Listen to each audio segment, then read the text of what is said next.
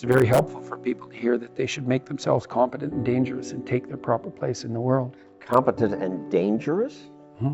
Why dangerous? Because it's the alternative to being weak. And weak is not good. The people who shoot up the high schools, they're weak. They're weak. How is it good to be dangerous? Because it makes you formidable. And life is a very difficult process. You're not prepared for it unless you have the capacity to be dangerous. That doesn't mean that you should be cruel. It doesn't mean any of that. There's a statement in the New Testament, the meek shall inherit the earth. But the meek isn't well translated. It means something more like those who have swords and know how to use them but keep them sheathed will inherit the world. That's a way better way of thinking about it. You have to be powerful and formidable and then peaceful, in that order. And that's not the same as being naive and weak and harmless, which is what young men are being encouraged to be. That's a very bad idea. It's a very bad idea. Because naive, weak, and harmless means that you can't withstand the tragedies of life. You can't bear any responsibility. You'll end up bitter. And when you get bitter, then you get dangerous. But one thing I'm not getting, there's a big difference between letting people do something for themselves and saying men should be dangerous. By dangerous, that implies I should be ready to threaten someone, to hurt somebody. No, you should be capable of it. But that doesn't mean you should use it. There's nothing to you otherwise. Like if you're not a formidable force, there's no morality in your self-control. If you're incapable of violence, not being violent isn't a virtue. People who teach martial arts know this full well, right? If you learn a martial art, you learn to be dangerous, but simultaneously you learn to control it. Both of those come together. And the combination of that capacity for danger and the capacity for control is what brings about the virtue. Otherwise you confuse weakness with moral virtue. I'm harmless, therefore I'm good. It's like, no, that isn't how it works. That isn't how it works at all. If you're harmless, you're just weak. And if you're weak, you're not going to be good. You can't be, because it takes strength to be good. It's very difficult to be good. You said that a harmless man is not a good man. A good man is a very dangerous man who has that under voluntary control. So should people become more dangerous? Well, becoming more articulate is definitely, I would say, that's the primary array of weapons. So, I mean, physical prowess is something, and it's not nothing, that physical confidence that comes along with that as well. But the same thing replicated at the level of the ability to communicate and to think, that's way broader field of battle and opportunity. So this is one thing that isn't taught well, especially to boys. It's more important to teach it to boys, I would say, because they're more skeptical of such, the educational enterprise in general, generally speaking, partly because they're less obedient, partly because they're less agreeable. That's particularly true for disagreeable boys. And agreeable boys get higher grades, independent of their IQ and their academic achievement, because they're easier to deal with. So what do you tell disagreeable boys?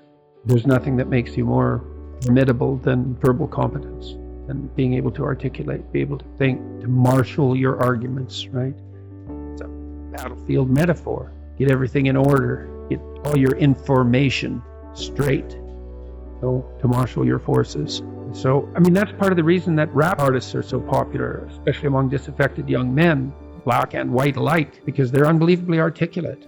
Like they have this incredible verbal prowess. It's unbelievably attractive. You know, and it's associated with genuine artistic and redemptive activity, often focusing on something that's approximately the voice of the underclass, let's say, but a powerful voice, right? And it's interesting to see how many young white guys identify with that. Was it Aldous Huxley that wrote Doors of Perception? Yeah. Yeah, so this is kind of an equivalent of that, right? That you have a experience which many people struggle to articulate. You take the best of us, the one that has the most precise, most articulate, erudite language, you drop them in and you say, okay, show us what you've learned. This is the equivalent, but for just a different community, a different sort of life. But maybe you don't have the ability to describe what it feels like to live on a council estate in Manchester or in, you know, one of the neighborhoods of Brooklyn or whatever it might be. And then this person can. And it feels like it's your voice. Yeah, well, you still, if you're a young man, you still feel alienated from your place as rightful heir of the proper kingdom. I mean, that's an existential truism for everyone, particularly for every young man. Because he is an outsider in many ways. He's young and juvenile, and not very highly valued, and then is in some sense hurt by the inadequacies of the current king, the current culture, and is easily turned against it because of that. And that's the machinations of the evil uncle. That's the King Arthur story. That's the story of Horus and Osiris. It's an ancient story. It's the story of Sauron, and it's there all the time. And you see in that, in rap music, in hip hop, all of that alienation being given an articulated voice in an artistic sense. And that's a good example of the power of verbal facility. And that's the route to, let's say, marketing education to young men. It's like, you want to take your rightful place in the kingdom? It's like, get your tongue straight, man. Get it under control in the highest possible sense. We went to a comedy club, Tammy and I, in New York, the Comedy Cellar. It's a great comedy club. And the last comic was an English guy. And he was not particularly physically prepossessing. And he made a lot of jokes about that. And it was quite funny.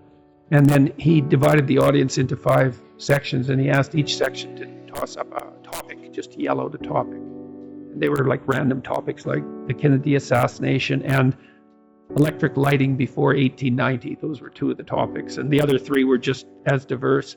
And then he put on some beats, and he did about an 8-minute rap. Every verse rhymed, and he tied the whole thing together at the end and ended at the end of the music, all spontaneously. It was unbelievable. And that's Logos, man. That's the redemptive power of the Logos right there. The magic word, the sacred word. It's just manifesting itself on stage. There's something very impressive. Something about that does feel dangerous as well. Not in a, I need to be concerned and this should be contaminated and walled off, but in a way that you think a person has so much competence that it's flowing out of them. And you almost feel competent by being around them. So well, you certainly feel competent by appreciating it. Yeah. Right? Because it speaks to the part of you that is capable of appreciating such things. You think, wow, that's really something. That's an amazing display. That's an amazing thing to see. Amazing, right? A very interesting word, amazing. And you're trapped, and you're trapped by the charisma of that. And that charisma, that's not nothing. That's a signal of something redemptive occurring. That accounts for virtually all of the attraction of hip hop and rap. The articulated voice of the struggling but worthy underclass. I suppose that's a good way of putting it. But those who are alienated from their rightful place. And so that verbal prowess is one of the ways they struggle up towards the light. And that's a good example of that, of having that danger under control, because it's a dark genre in many ways, right? There's a real undercurrent and air of violence that surrounds that and its culture, like the punk movement in the UK back in the late 70s. Same sort of thing, but that capacity to express that in a poetic manner, in a compelling manner. Johnny Rotten was great at that. He was so intense. He has a song called Rise, which I used to show my clients all the time when I was starting assertiveness training with them. I'd put on Johnny Rotten's Rise, and the line in there is anger is an energy, and he's got these unbelievably intense eyes. Anger is an energy. You bet. And John Lydon, man, he could channel that like almost no one I've ever seen. He'd get that anger built up inside him, and then it was completely under control, and he expressed it in his music, and it's absolutely captivating, unbelievably charismatic. And I really liked his music, that raw anger in the music. But it was in the bloody music, wasn't it? It wasn't some random riot, you know. He transmuted that into something. You know, you can argue about the poetic merits of punk rock, although I don't think you should. I mean, I Did It My Way, Sid Vicious's version of I Did It My Way. My God, that's a work of genius. That it's so brilliantly satirical.